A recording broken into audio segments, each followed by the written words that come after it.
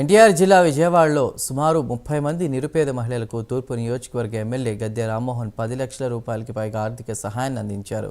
నియోజకవర్గంలో ఎవరికి ఏ ఆపద వచ్చినా అందరికంటే ముందుండే వ్యక్తి గద్దె రామ్మోహన్ అని టీడీపీ సీనియర్ నేత బుద్దా వెంకన్న అన్నారు. ఎమ్మెల్యే అంటే ప్రజల సమస్యలు తెలుసుకుని వాటిని తీర్చే విధంగా ఉండాలని నందమూరి తారక రామారావు చెప్పేవారని ఎమ్మెల్యే రామ్మోహన్ అన్నారు.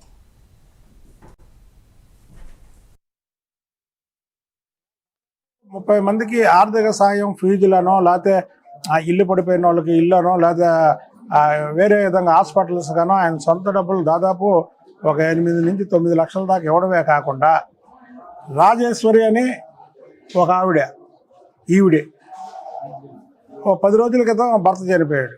అలాగే మరీ అమ్మ ఈవి నెల రోజుల క్రితం భర్త చనిపోయాడు. అంతా ఇద్దరు కూడా సడన్గా డెత్ వాళ్ళిద్దరు కూడా. మరి రామ్మోహన్ గారి దగ్గరికి ఆ ఇళ్ళ పక్కన వాళ్ళు ఏదో మామూలు ఆర్థిక సాయానికని తీసుకొచ్చారు.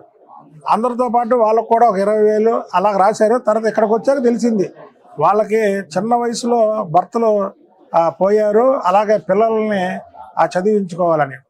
వాళ్ళని నా ఎదురుగానే అమ్మ ఎలా చనిపోయారంటే వాళ్ళు హార్ట్ అటాక్ అని చెప్పడం. మీకు ఎంతమంది పిల్లలు అంటే ఏడోదమ్మా, మీకు ఎంతమంది పిల్లలు అంటే వాళ్ళు ఇద్దరు అని చెప్పడం.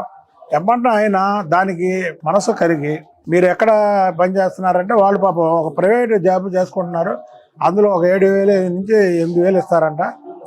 దానితో మీరిద్దరు పిల్లల్ని ఎలా పోషిస్తారు, ఇంటి ఎలా కట్టుకుంటారు, మీ జీవనం ఎలాగా మీ ఎలా చేస్తారని వెంటనే ఆ స్కూల్ యాజమాన్యంతో మాట్లాడాడు. వాళ్ళని ఫ్రీగా చదివించేలా చేశాడు.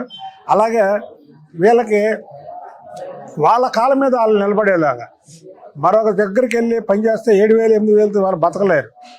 భర్త ఉంటే వేరే పని చేస్తాడు, ఇద్దరు డబ్బులతో ఏదో వేడి నీళ్ళు చల్లనీళ్ళలాగా పనిచేస్తారు.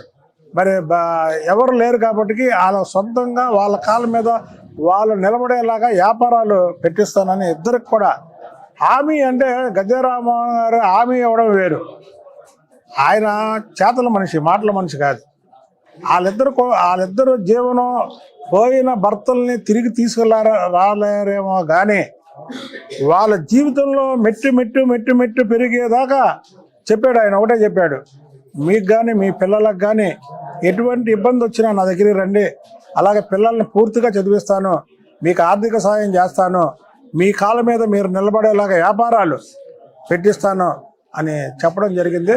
తెలుగుదేశం పార్టీ ఆ రోజు నందమూరి తారక రామారావు కానీ, ఇప్పుడున్న చంద్రబాబు గారు కానీ, రేపు రాబోయే నాయకుడు లోకేష్ బాబు గారు కానీ, ప్రత్యేకంగా నందమూరి తారక రామారావు మా అందరికి కూడా ఏం చెప్పేవారంటే, ప్రజాప్రతినిధి అంటే ఓట్లు ఎంచుకోవటం, మీ పని మీరు చూసుకోవటం కాదు, నిరంతరం ప్రజల్లో ఉండాలా, ప్రజల సమస్యలు తెలుసుకోవాలా, ఆ సమస్యల్ని మనం వ్యక్తిగతంగా తీర్చగలుగుతామా లేదా ప్రభుత్వ పరంగా తీర్చగలని ఆలోచన చేయాలా, ఆలోచన చేస్తే కొన్నైనా సాధించగలుగుతాం, వాళ్ళ దగ్గరలో ఉండగలుగుతామని చెప్పిన మొట్టమొదటి ముఖ్యమంత్రి ఎవరన్నా ఈ ఆంధ్ర రాష్ట్రంలో నందమూరి తారక రామారావు.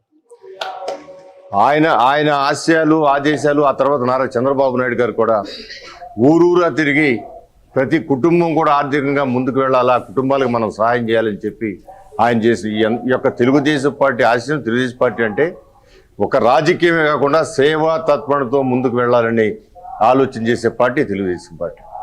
ఇవాళ నారా చంద్రబాబు నాయుడు గారు కానీ, భువనేశ్వరమ్మ గారు కానీ ఎన్టీఆర్ ట్రస్ట్ పెట్టి కొన్ని